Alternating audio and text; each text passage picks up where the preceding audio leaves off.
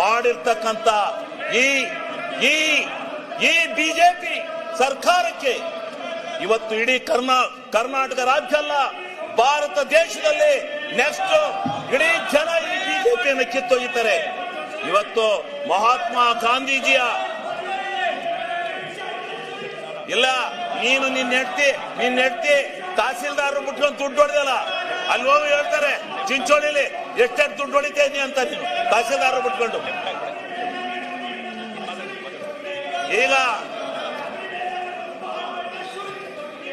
ಇವತ್ತು ಈ ಒಂದು ವ್ಯವಸ್ಥೆ ಒಳಗಡೆ ಇವತ್ತು ನಡೀತಾ ಇರ್ತಕ್ಕಂಥ ಈ ಸಂದಿಗ್ಧವಾದಂತ ವಾತಾವರಣದಲ್ಲಿ ಇವತ್ತು ಈ ಒಂದು ಅಧಿಕಾರ, ಈ ಒಂದು ವ್ಯವಸ್ಥೆಯನ್ನ ಹಾಳು ಮಾಡತಕ್ಕಂತ ದೃಷ್ಟಿನಲ್ಲಿ ಗ್ರಾಮ ಸ್ವರಾಜ್ಯದ ಬದುಕನ್ನ ಇವತ್ತೇನು ಕರ್ನಾಟಕ ರಾಜ್ಯ ಅಲ್ಲ, ಭಾರತ ದೇಶದಲ್ಲಿ ಗ್ರಾಮ ಪಂಚಾಯಿತಿಯ ಸದಸ್ಯರು ನೀವೇನಂದ್ರು ನಾನು ನಿಲ್ಸಲ್ಲ, ನೀವ್ ಪಡ್ಕೊಂಡ್ರು ನಿಲ್ಸಲ್ಲ, ನಾನು ಭಾಷಣ ಮಾಡ್ತೇನೆ, ಇದು ರೆಕಾರ್ಡ್ ಹೋಗುತ್ತೆ. ನಾನು ಮಾಧ್ಯಮ ಸ್ನೇಹಿತರಿಗೆ ಒಂದು ಮನವಿ ಮಾಡ್ತೀನಿ, ನಾನು ಹೇಳ್ತಕ್ಕಂಥದ್ದು ಸತ್ಯ ಇದ್ರೆ ನಾಳೆ ಬರ್ಗಿರಿ, ಇಲ್ಲ ಅಂದ್ರೆ ಈ ಪೋಲಿಗಳನ್ನ ಈ ಪೋಲಿ ಕೆಲಸ ಮಾಡ್ತಾ ಇರುವಂತ ಈ ಅಶೋಕಣ್ಣ ನಾಯಕತ್ವದಲ್ಲಿ ಇಂಥ ಪೋಲಿ ಕೆಲಸ ಮಾಡ್ತಾ ಇರೋದು ಒಳ್ಳೆ ಕೆಲಸ ಅಲ್ಲ. ನಾನು 20 ವರ್ಷದಿಂದ ಈ ಸದನದಲ್ಲಿದ್ದೇನೆ, ಇಂಥ ಕೆಟ್ಟ ಪ್ರವೃತ್ತಿನ ನಾನು ನೋಡಿರ್ಲಿಲ್ಲ. ಯಾರೋ 3 ಜನ, ಒಬ್ಬ RSS ಈ ಮಂಗಳೂರಿನನು, ಇವನು ನಾನು ಮಾತಾಡಕ್ಕೆ ಎದ್ರು ಹೇಳ್ತಾನೆ, ಇವನೊಬ್ಬ ಈ ತಹಸೀಲ್ದಾರ್ ಚಿಂಚೋಳಿಲಿ ಅವನ ಹೆಂಡತಿ ಬಿಟ್ಕೊಂಡು ದುಡ್ಡು ಹೊಡ್ಕೊಂಡು ಇಲ್ಲಿ ಬರ್ತಾನೆ. ಇವನು ಭ್ರಷ್ಟರಲ್ಲಿ ಭ್ರಷ್ಟ, ಇವನು ಭ್ರಷ್ಟರಲ್ಲಿ ಭ್ರಷ್ಟ, ಇವನು ಸಲಗಾರ, ಇವನು ಭ್ರಷ್ಟ, ಇವನು ಬಂದಿಲ್ಲಿ ಆಟ ಹಾಕಕ್ ಬಂದಿದ್ದಾನೆ. ಇಡೀ ಬಿಜೆಪಿ, ಕಾಂಗ್ರೆಸ್ ಮತ್ತು ಎಲ್ಲಾ ಪಕ್ಷದ ಸದಸ್ಯರುಗಳು, ಗ್ರಾಮ ಪಂಚಾಯತಿ ಸದಸ್ಯರು ನಿಮ್ಮ ಮುಖಕ್ಕೆ ಮಂಗಳಾರತಿ ಅಂತ ಕಾಯ್ತಾವ್ರು. ಹೋಗಿ ಚುನಾವಣೆ ಡಿಕ್ಲೇರ್ ಮಾಡಿ ಗೊತ್ತಾಗುತ್ತೆ ನೀವ್ ಎಷ್ಟು ಸೀಟ್ ಬರ್ತೀರಾ ಗ್ರಾಮ ಪಂಚಾಯತಿಲಿ ಅಂತ ಗೊತ್ತಾಗತ್ತೆ. ನಿಮ್ಮ ಹಣೆ ಬರ. ಗ್ರಾಮಗಳಿಗೆ ಗ್ರಾಮ ಸ್ವರಾಜ್ಯ ಬಂದಿತ್ತು, ಆ ಗ್ರಾಮ ಸ್ವರಾಜ್ಯವನ್ನು ಹಾಳು ಮಾಡಿ ಇವತ್ತು ನೀವು ಈ ಒಂದು ಕೆಟ್ಟ ಪ್ರವೃತ್ತಿಯನ್ನು ಮಾಡ್ಕೊಂಡು ಬದ್ದಾಯ್ತೀರಾ. ಇದರಿಂದ ನಡೀತಾ ಇರ್ತಕ್ಕಂಥ ಈ ಒಂದು ವ್ಯವಸ್ಥೆ ಒಳಗಡೆ ರೇ ಅಧ್ಯಕ್ಷರೇ, ಇಂಥ ಕೆಟ್ಟ ನಡತೆಯನ್ನ ಆಸ್ತಿ ವರಿಕೆ ಅಧ್ಯಕ್ಷರೇ, ಇಂಥ ಕೆಟ್ಟ ನಡತೆಯನ್ನ ವರಿಕೆ ಹಾಕಕ್ಕೆ ಹೆದರಿಕೆತ್ತಿರಲ್ರಿ. ಆಕ್ರಿ ವರಿಕೆ, ಆಕ್ರಿ ತೆಗೆದೋ ವರಿಕೆ. ಇವ್ರೇನ್ ಇಡೀ ರಾಜ್ಯದ ಜನ ಆಕ್ರಿ ಇವ್ರದ್ದು ಅದ್ಯಾತು ವೈಯಕ್ತಿಕವಾಗಿ ಇದು ಮಾಡ್ತಾರೆ. ಬರೀ ಇದು ಇಡೀ 80 ವರ್ಷದ ರಾಜಕಾರಣದ ಇತಿಹಾಸದಲ್ಲಿ ಇಂಥ ಕೆಟ್ಟ ನಡತೆಯನ್ನು ನಡೆಸಿರಲಿಲ್ಲ, ಇಂಥ ಕೆಟ್ಟ ನಡತೆ ನಡೆದಿರಲಿಲ್ಲ. ಮಾಡಲು ಧರಣಿನ ನಾವು ಮಾಡಿದ್ದು, ಧರಣಿನ ಅಗೋರಾತ್ರ ಮನಗಿದ್ದು, ಇಂಥ ಅಯೋಗ್ಯ ಕೆಲಸ ಮಾಡಿರ್ಲಿಲ್ಲ ಯಾರು. ಇಂಥ ಕೆಟ್ಟ ನಾನ್ ಪ್ರಜಾಪ್ರಭುತ್ವ, ನಾನು ಯಾವ ಪಕ್ಷ ನನ್ನ ಇಷ್ಟ ನೀನಾವನ್ನ ಕೇಳಕ್ಕೆ ಗ್ರಾಮ ಸಭೆಯಲ್ಲಿ ನಿರ್ಣಯ ಆಗ್ತಾ ಇತ್ತು, ಗ್ರಾಮ ಸಭೆಯಲ್ಲಿ ನಿರ್ಣಯ ಆಗ್ತಾ ಇತ್ತು, ಗ್ರಾಮ ಸಭೆಯಲ್ಲಿ ನಿರ್ಣಯ ಆಗ್ತಾ ಇತ್ತು. ಗ್ರಾಮ ಸಭೆಯಲ್ಲಿ ಏನು ಆ ಗ್ರಾಮದ ಆಡಳಿತ, ಆ ಗ್ರಾಮದ ಅಭಿವೃದ್ಧಿ ಕೆಲಸಗಳು ಅವನ್ನ ನಿರ್ಣಯ ಮಾಡ್ತಕ್ಕಂತ ಒಂದು ಕಾನೂನನ್ನ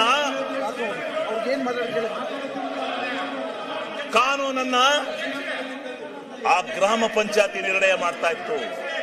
ಗ್ರಾಮ ಸ್ವರಾಜ್ಯದ ಕೈಗೆ ಯಾವ ಮಹಾತ್ಮ ಗಾಂಧೀಜಿ ಕನಸು ಕಂಡಿದ್ರು, ಅಂತ ಮಹಾತ್ಮನ ಇಚ್ಛೆಯಂತೆ ಅಂತನ ಮಹಾತ್ಮ ಗಾಂಧೀಜಿ ಯಾವ ಗ್ರಾಮ ಸ್ವರಾಜ್ಯ ಆಗ್ಬೇಕು, ಇದು ಹಳ್ಳಿಗಳ ನಾಡು, ರೈತರ ಬೀಡು ಅಂತಕ್ಕಂಥ ಮಾತನ್ನೇನು ಹೇಳಿದ್ರು, ಅದಕ್ಕೆ ಬದ್ಧವಾಗಿ ಆ ಮಹಾತ್ಮ ಗಾಂಧೀಜಿಯವರ ಕನಸನ್ನ ನನಸು ಮಾಡಿದಂತ ಮನಮೋಹನ್ ಸಿಂಗ್ ರವರಿಗೆ ಅಭಿನಂದನೆ ಸಲ್ಲಿಸೋದು ಬಿಟ್ಟು ಇವತ್ತು ಕಾನೂನನ್ನ ಬದಲಾವಣೆ ಮಾಡಿ ನೀವು ಇಲ್ಲೆಲ್ಲ ಕೂತಿರಲ್ಲ, ನಿಮ್ ಪಕ್ಷದ ಮೆಂಬರ್ಗಳನ್ನ ಹೋಗಿ ಕೇಳಿ ಮತ್ತೆ ಸುಗಿತಾರೆ ನಿಮ್ಗೆಲ್ಲ. ಹೋಗಿ ಗ್ರಾಮ ಪಂಚಾಯತಿ ನರೇಗಾ ದುಡ್ಡಿಲ್ದೇ ಇದ್ರೆ ಆ ಗ್ರಾಮ ಪಂಚಾಯತಿ ಮೆಂಬರ್ಗಳು ಎಲ್ಲಿ ನಿಲ್ತಾರೆ, ಎಷ್ಟು ಚುನಾವಣೆ ನೋಡಿ, ಎಷ್ಟು ಅವರು ನಮ್ಮ ಎಷ್ಟು ಇದಿತ್ತು ಗ್ರಾಮ ಪಂಚಾಯತಿನಲ್ಲಿ ಹಾಳು ಮಾಡಿ ಇವತ್ತು ಇಂಥ ಒಂದು ಕೆಲಸವನ್ನ ಮಾಡಿದಿರಿ. ಇದನ್ನ ನೀವು ಅರ್ಥ ಮಾಡ್ಕೋಬೇಕು. ಇದು ಈ ಟೈಪ್ ಈ ರೀತಿ ಬಹುಶಃ ಪ್ರಜಾಪ್ರಭುತ್ವ ವ್ಯವಸ್ಥೆ ಒಳಗೆ ಇಂಥ ಕೆಟ್ಟ ನಡತೆಯನ್ನು ನೋಡಿದ್ದು ನಾನು ಇದೇ ಮೊದಲು. ನಾನು 20 ವರ್ಷದಿಂದ ಈ ಸದನದಲ್ಲಿದ್ದೇನೆ. ಇಂಥ ಅಯೋಗ್ಯ ಪ್ರತಿಭಟನೆ ನೋಡಿದ್ದೆ ಯಾವಾಗೂ ಕೂಡ. ಇಂಥ ಕೆಟ್ಟ ಪ್ರತಿಭಟನೆ ನೋಡಿದ್ದೆ ಫಸ್ಟ್. ಅಧ್ಯಕ್ಷರ ನೀವು ಈ ತರ ಒಬ್ಬ ಸಂಪೂರ್ಣವಾಗಿ ನಾಚಿಕೆ ಆಗಲ್ಲ ನಿಮ್ಗೆ. ಈ ರೀತಿ ಗ್ರಾಮ ಸ್ವರಾಜ್ಯ ಆಗ್ತಕ್ಕಂಥದ್ದು ಒಂದು ಗ್ರಾಮ ಪಂಚಾಯತ್ಗೆ 1 ಕೋಟಿಯಿಂದ 5 ಕೋಟಿವರೆಗೆ 5 ಕೋಟಿಯವರೆಗೆ ಹಣ ಹೋಗೋದು ಏನು ಅವರ ಯೋಜನೆ. ಒಬ್ಬ ಅಧ್ಯಕ್ಷ ಬೆಳಿಗ್ಗೆ ಎದ್ದು ಈ ಚರಂಡಿ ಆಗ್ಬೇಕು ಅಂದ್ರೆ ಮಾಡಿ ಅಂತ ಅಧಿಕಾರ ಕೊಡುವಂತ ಅಧಿಕಾರ ಕೊಟ್ಟಿದ್ರು. ಒಂದು ಊರಿಗೆ ದಾರಿ, ಕಾಂಕ್ರೀಟ್ ರಸ್ತೆ ಅವೆಲ್ಲನೂ ಮಾಡ್ಕೊಂಡಿದ್ದಾರೆ. ಎಲ್ಲರೂ ಮಾಡ್ಕೊಂಡಿದ್ದಾರೆ. ನರೇಗಾವನ್ನು ಉಪಯೋಗಿಸಿಕೊಂಡು ಸಾವಿರಾರು ಕೋಟಿ ಕಾಮಗಾರಿಗಳನ್ನು ಮಾಡ್ಕೊಂಡಿದ್ದಾರೆ. ಇಂಥ ಕಾಮಗಾರಿಗಳನ್ನು ಮಾಡ್ಕೊಂಡು ಇವತ್ತು ನೀವು ಅದನ್ನ ವಿರೋಧ ಮಾಡ್ತಿರಲ್ಲ, ನಾಚಿಕೆ ಆಗಲ್ವ ನಿಮ್ಗೆ? ಯಾಕೆ ವಿರೋಧ ಮಾಡ್ತೀರಿ? ಇಂಥ ಒಂದು ಕಾನೂನು ಮತ್ತೆ ಬರ್ಲಿಕ್ಕೆ ಸಾಧ್ಯ? ದಯಮಾಡಿ ನೀವು ಅರ್ಥ ಮಾಡ್ಕೋಬೇಕು ಅಂತಕ್ಕಂಥ ಮಾತನ್ನ ಸನ್ಮಾನ್ಯ ಅಧ್ಯಕ್ಷರೇ ನಾನು ಹೇಳಿ, ಇವತ್ತು ಮುಂದೆ ಈ ಒಂದು ಇವತ್ತು ತಂದಿರ್ತಕ್ಕಂಥ ಕಾನೂನಿನಲ್ಲಿ 40%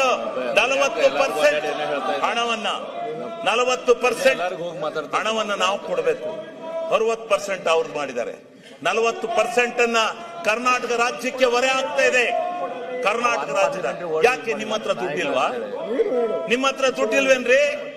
ಯಾಕ್ರಿ ರಾಜ್ಯದಲ್ಲಿ sponsor schemes, central sponsor scheme ಒಂದಾರ ಸಕ್ಸಸ್ ಮಾಡಿದಿರೇನ್ರಿ?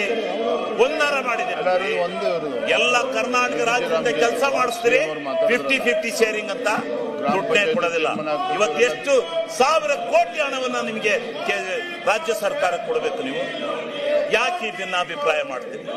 ಆದ್ರಿಂದ ಈ 40-60 ಅನುಪಾತ ಏನಿದೆ ಯಾತಕ್ ಬೇಕು? ಆಮೇಲೆ ಡೆಲ್ಲಿಯಿಂದ ಕಳಿಸ್ತಾರಂತೆ ಗ್ರಾಮ ಪಂಚಾಯತಿ ಹೆಂಗ್ ನಡಿಬೇಕು ಅಂತ ಯೋಜನೆಗಳನ್ನ. ನಾಚಿಕೆ ಆಗಲ್ಲ ನಿಮ್ಗೆ? ಹಳ್ಳಿಯಿಂದ ಡೆಲ್ಲಿಗೆ ಹೋಗ್ಬೇಕು. ಡೆಲ್ಲಿಯಿಂದ ಅಲ್ಲ ಬರೋದು ಕಾನೂನು, ಯೋಜನೆಗಳು. ಹಳ್ಳಿಯಿಂದ ಯೋಜನೆಗಳು ಡೆಲ್ಲಿಗೆ ಹೋಗ್ಬೇಕು. ಡೆಲ್ಲಿಯಿಂದ ಅಲ್ಲ ಯೋಜನೆಗಳು ಬರೋದು. ನಾಚಿಕೆ ಆಗ್ಬೇಕು.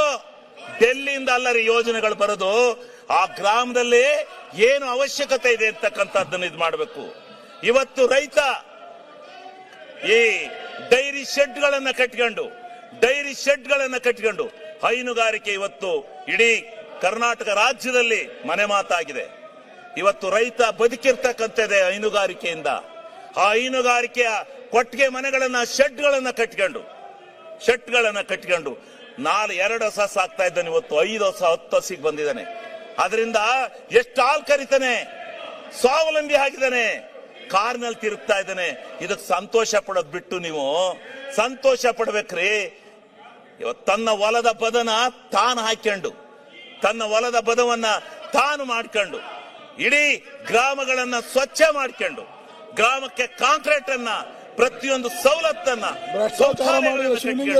ಅಂಗನವಾಡಿಗಳನ್ನ ಕಟ್ಕೊಂಡು ಇವತ್ತು ಇದರಿಂದ ಎಷ್ಟರ ಮಟ್ಟಿಗೆ ಹೆಸರಾಗಿತ್ತು. ಆ ಗ್ರಾಮ ಸ್ವರಾಜ್ಯವನ್ನ ತೆಗೆದಂತ ಭ್ರಷ್ಟು, ಆ ಗ್ರಾಮ ಸ್ವರಾಜ್ಯವನ್ನ ತೆಗೆದಂತ ಭ್ರಷ್ಟು ಯಾರಾದ್ರೂ ಈ ದೇಶದಲ್ಲಿದ್ರೆ ಅವರು ಬಿಜೆಪಿಯವರು. ಇವತ್ತು ನಾನು ಹೇಳ್ತೇನೆ, ಆ ಶಾಪ ಹಳ್ಳಿ ಗ್ರಾಮದ, ಆ ಗ್ರಾಮಸ್ಥರ ಶಾಪ, ಹಳ್ಳಿ ನಾಡಿನ ಶಾಪ ನಿಮಗೆ ತಟ್ಟುತ್ತೆ. ಒಂದು ದಿವಸ ತಟ್ಟುತ್ತೆ ನಿಮಗೆ.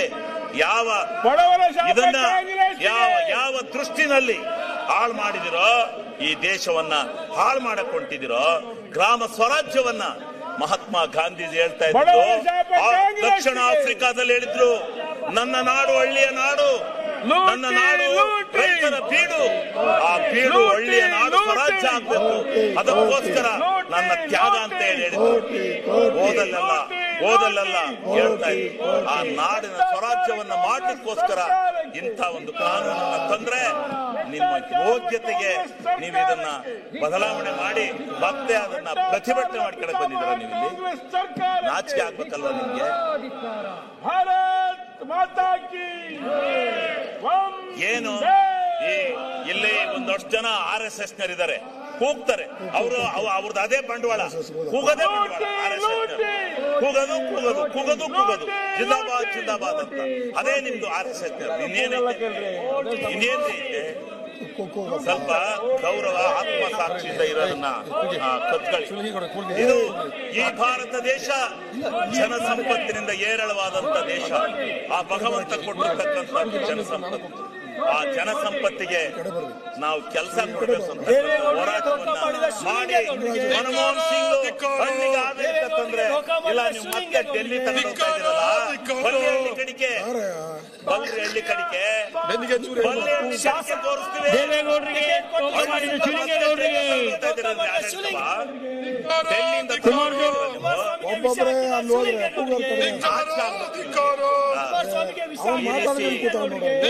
ಹಳ್ಳಿಗಳ ಈ ಸಂಪತ್ತನ್ನ, ಈ ಜನಸಂಪತ್ತನ್ನ ಜವಾಬ್ದಾರಿ ಭಗವಂತನ ಮೇಲೆ, ಆ ಭಗವಂತ ಕೊಟ್ಟಿರ್ತಕ್ಕಂಥ ಆ ಮನಮೋಹನ್ ಸಿಂಗ್ ರವರು ಅವತ್ತು ತೆಗೆದುಕೊಂಡಂತ ನಿರ್ಧಾರ ಈ ಹಳ್ಳಿಯ ಸಂಪತ್ತನ್ನ ಎಷ್ಟು ಭವಿಷ್ಯವನ್ನ ಉದ್ಧಾರ ಮಾಡಿದೆ ಅಂತಕ್ಕಂಥದ್ದನ್ನ ನೀವು ತಿಳ್ಕೋಬೇಕು ಅಂತಕ್ಕಂಥದ್ದನ್ನ ನಾನು ಈ ಸಂದರ್ಭದಲ್ಲಿ ಹೇಳಿ, ಯಾವ ಗ್ರಾಮ ಸಭೆ ನಡೆಯೋದು, ವಾರ್ಡ್ ಸಭೆ ನಡೆಯೋದು, ಆ ಗ್ರಾಮ ಸಭೆಯಲ್ಲಿ ಆ ವಾರ್ಡ್ ಸಭೆಯಲ್ಲಿ ಗ್ರಾಮಸ್ಥರೆಲ್ಲ ಇದೇ ತರ ವಿಧಾನಸೌಧಕ್ಕೆ ಸೇರ್ತಾರೆ. ಅಲ್ಲಿ ಬಂದು ಕೂತ್ಕೊಂಡು ನನ್ನ ಊರಿಗಿಂತದಾಗಬೇಕು ಅಂದ್ರೆ ಅಲ್ಲೇ ಮಂಜೂರಾತಿ ಕೊಡ್ತಕ್ಕಂಥ ಕಾನೂನನ್ನ ಜಾರಿ ತಂದಂತ ಮನಮೋಹನ್ ಸಿಂಗ್ ರವರಿಗೆ ನೀವು ಇವತ್ತು ಅಪಚಾರ ಮಾಡ್ತಾ ಇರ್ತಕ್ಕಂಥದ್ದು ಎಷ್ಟರ ಮಟ್ಟಿಗೆ ಸರಿ? ಇದನ್ನ ಎಷ್ಟೇ ಏನು ವಿರೋಧ ಮಾಡಿ ಎಷ್ಟರ ಮಟ್ಟಿಗೆ ಈ ವ್ಯವಸ್ಥೆಯನ್ನ ಹಾಳು ಮಾಡ್ತಕ್ಕಂಥ ರೀತಿಯಲ್ಲಿ ನೀವು ಕೂಗಿ ನನ್ನೇನ ಮಾಡಕ್ ಸಾಧ್ಯ ಇಲ್ಲ.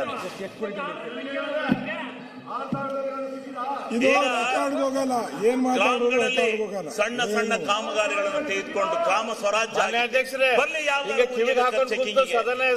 ಸರಿ ಇಲ್ಲ ನಡೆಸ್ಕೊಂತ ಕುಂತ್ರೆ ಏನು? ಆ ಕಾಮಗಾರಿಗಳಿಗೆ ಕಣ್ಣು ಮುಚ್ಚಿ ಹಾಲು ಕುಡ್ದಂಗಿದೆ. ಕಾಮಗಾರಿಗಳಿಗೆ ನಡೀತಾ ಇದೆ. ಇವತ್ತು ನೀವು ದೊಡ್ಡ ಕಾಮಗಾರಿಗಳನ್ನು ಆ ದೊಡ್ಡ ಕಾಮಗಾರಿಗಳಿಂದ ಗ್ರಾಮ ಸ್ವರಾಜ್ಯ ಆಗ್ಲಿಕ್ಕೆ ಸಾಧ್ಯನಾ? ಇಷ್ಟು ದೊಡ್ಡ ಭ್ರಷ್ಟಾಚಾರ ಆಗಿದೆ. ಸೋಷಿಯಲ್ ಆಡಳಿತಗಳೇ ಮುಂದೆ ಇವಾಗ ಬಂದ್ರೆ ಎಕ್ಸೈಸ್ ಮಿನಿಸ್ಟರ್ ನಮಗೇನು ತೊಂದರೆ ಇಲ್ಲ. ಇವತ್ತು ದೊಡ್ಡ ಮಾನ್ಯ ಅಧ್ಯಕ್ಷರೇ, ಕೃಷಿ ಅಭಿವೃದ್ಧಿಗೆ ಎಷ್ಟು ಸಹಾಯಕ ಇದೆ ಅಂತ ಗೊತ್ತಿದ್ರೆ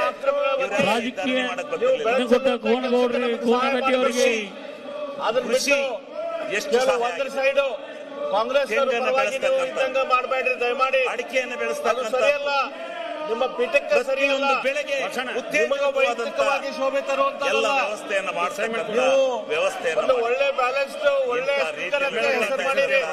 ಈ ಒಂದು ರೈತರ ಸಂಪತ್ತನ್ನ ಹಾಳು ಮಾಡಕ್ಕೆ ಒಳ್ಳೇದಲ್ಲ. ನಿಮ್ಮ ವೈಯಕ್ತಿಕ ಹೆಸರಿಗೆ ಘಾತಿ ಮಾಡ್ಕೋಬೇಡ್ರಿ. ತಿಮ್ಮಾಪುರ ಸನ್ಮಾನ್ಯ ಅಧ್ಯಕ್ಷರೇ, ಇವತ್ತು ಕೃಷಿ ಹೊಂಡಗಳು ಸದನದಲ್ಲಿ ಮುಂದೆ ಕೃಷಿ ಹೊಂಡಗಳು ಬಾಳೆಗಾಂವ್ ರೈತನ ಹೊಲದಲ್ಲಿ ಆ ಟೈಪ್ ತೋಡ್ಕೊಂಡು ಅದರಿಂದ ಬೆಳೆ ಸದನ ನಡೆಸ್ರಿ. ಕಾನೂನನ್ನ ಇವತ್ತು ಈ SM ಬಾಳೆಗಾಂವ್ರನ್ನ ಹೆಂಗ ನೆನೆಸ್ತಾರ ಹಂಗ ನಿಮ್ಮ ಹೆಸರು ಬರುವಂಗ ಅಲ್ಲಿ ಮುಂದೆ ವ್ಯವಸ್ಥೆಯನ್ನ ಮಾಡಿದ್ದೆ. ನೀವು ಸದನದಲ್ಲಿ ಬ್ಯಾಲೆನ್ಸ್ ಆಗಿ ನಡೆಸ್ರಿ. ಸಂದರ್ಭದಲ್ಲಿ ಈ ರೀತಿ ಒಂದ್ ಸೈಡ್ ಮಾಡ್ತಕ್ಕಂಥ ಕೆಲಸವನ್ನ ನೀವು ಮಾಡ್ತಾ ಇದ್ದೀರಲ್ಲ. ಶಿವಲಿಂಗೇಗೌಡರು ಮುಗಿಸ್ರಿ. ಅವ್ರದ್ದು ವ್ಯವಸ್ಥೆ ನಿಮಗೆ ಇದ್ದಿದ್ರೆ ಅಲ್ಲಿ ಮಾತಾಡ್ತಿರ್ಲಿಲ್ಲ. ನೀನ್ ಕುತ್ಕೋಬೇಕಾದ ಧರಣಿ ಒಳಗೆ ನೀನಾಗಿ ಅಲ್ಲಿ ಮಾತಾಡ್ತಾ ಇದೀಯ. ಅಧ್ಯಕ್ಷರೇ, ಮೈಕ್ ಮರ್ಯಾದೆ ಇಲ್ವೇನ್ರಿ? ರೂಬಿ ಬಣಕಾರ್ ಅವ್ರು ಹೇಗಿದ್ರು, ನಾನ್ ಮಾತಾಡ್ಬೇಕು, ಅವ್ರು ಮಾತಾಡಕ್ಕೆ ಅವ್ರು ಹೇಗಿದ್ರು, ಇದೆ ಅಂತಂದ್ರಿ. ಆ ಮಾರ್ಗದಲ್ಲಿ ಹೋಗ್ರಿ. ಮೈಕ್ ಕಿತ್ತಾಕ್ರಿ. ಈ ರೀತಿ ಒಂದ್ ಸೈಡ್ ಆಗ್ಬೇಡ್ರಿ. ಆ ಶಿವಲಿಂಗೇಗೌಡ್ರದ್ದು ನೀವು ಕೇಳಿ, ಇದು ಸರಿಲ್ಲ. ಇದು ಅವ್ರ ಕೇಳ್ತಾರೆ. ನೀವು ಕೂಡ ಮಜಾ ನೋಡ್ತಾ ಇದ್ದೀರಾ ಅವ್ರದ್ದು. ಒಪ್ಪದಿಲ್ಲ ಅಧ್ಯಕ್ಷರೇ. ಅವ್ರ ಹಿರಿಯರ ಬಗ್ಗೆ ಈ ರೀತಿ ನೀವು ಮಜಾ ನೋಡೋದು ಸರಿಯಲ್ಲ ಅಧ್ಯಕ್ಷರೇ. ಈಗ ಕೇಂದ್ರ ಅಬಕಾರಿ ಇಲಾಖೆಯಲ್ಲಿ ನಡೆದಿರುವಂತಹ ಅಕ್ರಮಗಳ ಬಗ್ಗೆ ಕೇಂದ್ರ ಸರ್ಕಾರದ ಸದನ ಯೋಜನೆ ಅಧ್ಯಕ್ಷರಾಗಿ ಸ್ಪಾನ್ಸರ್ ನಿಮ್ಗೂ ಅಂತ ಕೂಡ ಬರ್ತಾರೆ. ಜವಾಬ್ದಾರಿ ಇದೆ ರಾಜ್ಯದ ಬಗ್ಗೆ. 50-60 ಇಷ್ಟು ಬಂದರೆ ದೊಡ್ಡ ಪ್ರಮಾಣದ ಅದೇ ರೀತಿ ಭ್ರಷ್ಟಾಚಾರ ಆಗೈತಿ. ಎಲ್ಲಾ ಅದ್ರ ಯೋಜನೆಗಳು ಬಗ್ಗೆ ನಮ್ಮ ಮಾನ್ಯ ಕೊಡಿ ಅಂತ ಬರ್ತಾರೆ, ವಿರೋಧ ಪಕ್ಷದ ಇಲ್ಲ ದುಡ್ಡರು 50-50 ಕೊಡಿ ಅಂತ ಬರ್ತಾರೆ. ಅಶೋಕ್ ಅವರು ಜೆಜೆಎಂಗೆ ಹೇಳಿ, ಇಷ್ಟು ದೊಡ್ಡ ಪ್ರಮಾಣದ ಜೆಜೆಎಂಗೆ ಹೇಳಿ ಪುರಾವೆಗಳನ್ನು ಕೊಟ್ಟಿದ್ದಾರೆ, ಜೆಜೆಎಂಗೆ ರೆಕಾರ್ಡ್ಸ್ ಅನ್ನು ಕೊಟ್ಟಿದ್ದಾರೆ. ಏನ್ ಮಾಡಿರಿ ಜೆಜೆಎಂ? ಅದ್ರ ಬಗ್ಗೆ ನೀವೇನ್ ಮಾಡ್ತಾ ಇದ್ದೀರಿ? ಮಾಡಿ. ಹೇಳಿ. ಇವತ್ತು ಸರ್ಕಾರಕ್ಕೆ 37,000 ಕೋಟಿ ನಾವು ಖರ್ಚು ಏನ್ ಮಾಡಿದ್ದೀವಿ, ಮಾಡಾತೀರಿ ಅಂತೇಳಿ ನೀವು ಬರೀ 11,000 ಕೋಟಿ ಕೊಟ್ಟಿದ್ದೀರಾ. ಕೆಲಸ ಈ ಬಾಕಿ ದುಡ್ಡು ಯಾರಿಗೆ ಕೊಡರು? ಬಲ್ಕೊಂಡಂತ ಸ್ಕೀಮ್ ಅಲ್ಲಿ ಸರ್ಕಾರಕ್ಕೆ PMJY ಅಂತ ತಂದ್ರೆ ಮನೆಗಳಿಗೆ ಮುಖ್ಯಮಂತ್ರಿಗಳಿಗೆ ಒಂದು ಮನೆ ಇಲ್ಲ. ಆಡಿಯೋ ಫೈಲ್ ಹೊಸಿ ಸ್ಕೀಮ್ ಕೊಟ್ಟಿದ್ದಾರೆ ಅಶೋಕ್ ಅವರು. ಸೆಂಟ್ರಲ್ ಸ್ಪಾನ್ಸರ್ ಒಂದಲ್ಲ ಒಂದು ಎರಡಲ್ಲ ಸಕ್ಸಸ್ ಆಯ್ತು. 3 ಆಡಿಯೋ ಫೈಲ್ಗಳನ್ನು ಕೊಟ್ಟಿದ್ದಾರೆ. ನಾಚಿಕೆ ಆಗ್ಬೇಕು. ಈ ರೀತಿ ಲೋಕಾಯುಕ್ತದವರು ಮಾಡ್ತಕ್ಕಂಥ ವ್ಯವಸ್ಥೆ ತಪ್ಪಬೇಕು. ಅವ್ನ ಅರೆಸ್ಟ್ ಮಾಡಿದಾಗ ಮಂತ್ರಿಗಳ ಹೆಸರು ಹೇಳಿದ್ದಾನೆ. ಎಲ್ಲ ಜನಕ್ಕೆ ಎಲ್ಲೆಲ್ಲಿ ಹೋಗಿದ್ದಾರೆ ಅಂತ ಹೇಳಿದಾನೆ. ನೀವ್ ಹೆಂಗ ನಾಟಕ ಮಾಡ್ತಾ ಅದ್ರ ಬಗ್ಗೆ ಏನಾದ್ರು ಮಾಡ್ರಿ. ಇದ್ರೆ ಧರಣಿ ಮಾಡ್ಬೇಕು. ಆ ಕಡೆ ಯಾಕ್ರಿ ಹೋಗಿ ಮಾತಾಡ್ತೀರಾ? ರಂಗಪ್ಪ ಸ್ವಂತ ಇಚ್ಛೆಯಿಂದ affidavit ಕೊಟ್ಟಿದ್ದಾರೆ ಅವರು. ಧರಣಿ ಮಾಡಿದ್ಮೇಲೆ ಹೋಗಿ ಮಾತಾಡಕ್ಕೆ ಒಬ್ಬ ನಿಮಗೆ ಮಾನ ಮರ್ಯಾದೆ PSI ಇದೆಯಾ? ಸ್ವ ಇಚ್ಛೆಯಿಂದ ಅಫಿಡವಿಟ್ ಕೊಟ್ಟಿದ್ದಾನೆ ಮಂತ್ರಿಗಳ ವಿರುದ್ಧ. ದೇವೇಗೌಡರಿಗೆ ಮೋಸ ಮಾಡಿದ ಶಿವಲಿಂಗೇಗೌಡರಿಗೆ, ಹಣಕಾಸು ಆಯೋಗವನ್ನು ರಚನೆ ಮಾಡ್ತೀವಿ, ಕುಮಾರಸ್ವಾಮಿಯವರಿಗೆ ಮೋಸ ಮಾಡಿದ ಶಿವಲಿಂಗೇಗೌಡರಿಗೆ, ಎಲ್ಲರಿಗೆ ಸರ್ವೇ ಮಾಡಿದ್ದಾರೆ ಅಂತೇಳಿ ಮಾನ್ಯ ಅಧ್ಯಕ್ಷರೇ ಏನ್ ಹಣಕಾಸು ಮಾಡ್ತಾ ಇದ್ದೀರಿ ನೀವು ಅದ್ರ ಆಯೋಗವನ್ನ ಬಗ್ಗೆ?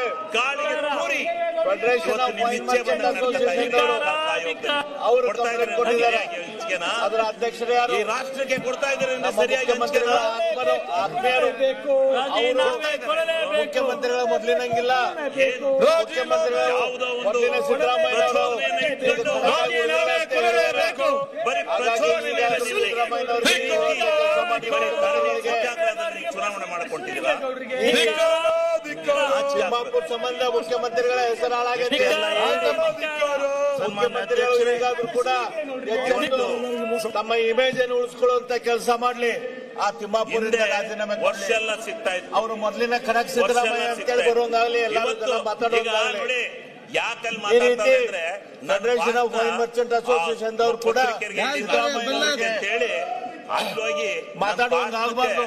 ಒಂದು ವೈನ್ ಅಸೋಸಿಯೇಷನ್ ದವರು ಸಿದ್ದರಾಮಯ್ಯ ಮಾತಾಡುವಂಗ ಆಗಬಾರ್ದು, ಮುಖ್ಯಮಂತ್ರಿಗಳಿಗೆ ಮಾತಾಡುವಂಗ ಆಗಬಾರ್ದು. ಇದ ಮಾನ ಮರ್ಯಾದೆ. ಇವತ್ತು ತಿಮ್ಮಾಪುರ್ ಅವ್ರದ ರಾಜೀನಾಮೆ ತೆಗೆದುಕೊಳ್ಳುವ ಮೂಲಕ ಮುಖ್ಯಮಂತ್ರಿಗಳು ಹೋಗಿದಿರಿ ವಜಾ ಮಾಡುವ ಮುಖ್ಯಮಂತ್ರಿಗಳು ಒಬ್ಬ ಒಳ್ಳೆ ಮುಖ್ಯಮಂತ್ರಿ ಅಂತ ಹೆಸರು ತಗೊಳ್ಳಿ, ಖಡಕ್ ಮುಖ್ಯಮಂತ್ರಿ ಅಂತ ಹೆಸರು ತಗೊಳ್ಳಿ.